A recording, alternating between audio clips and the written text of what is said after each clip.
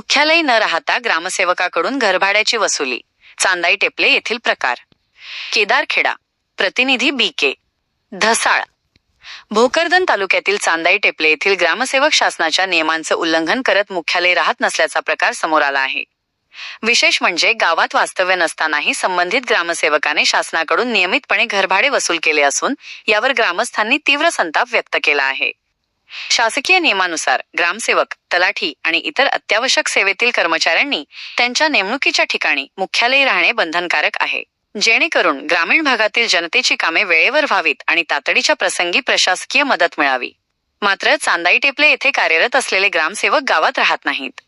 ते बाहेरून ये-जा करत असतानाही त्यांनी रेकॉर्डवर मुख्यालयी राहत असल्याचे दर्शवून घरभाड्याचा भत्ता लाटल्याचा आरोप होत आहे. शासकीय निधीचा अपहार.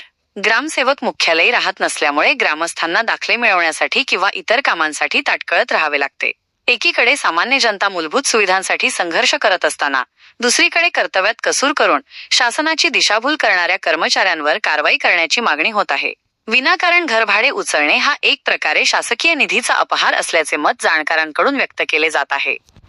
या प्रकरणी वरिष्ठ प्रशासकीय अधिकाऱ्यांनी चौकशी करून दोषी ग्रामसेवकावर कठोर कारवाई करावी आणि बेकायदेशीरपणे उचललेले घरभाडे वसूल करावे, अशी मागणी चांदाई टेपले येथील नागरिकांनी केली आहे.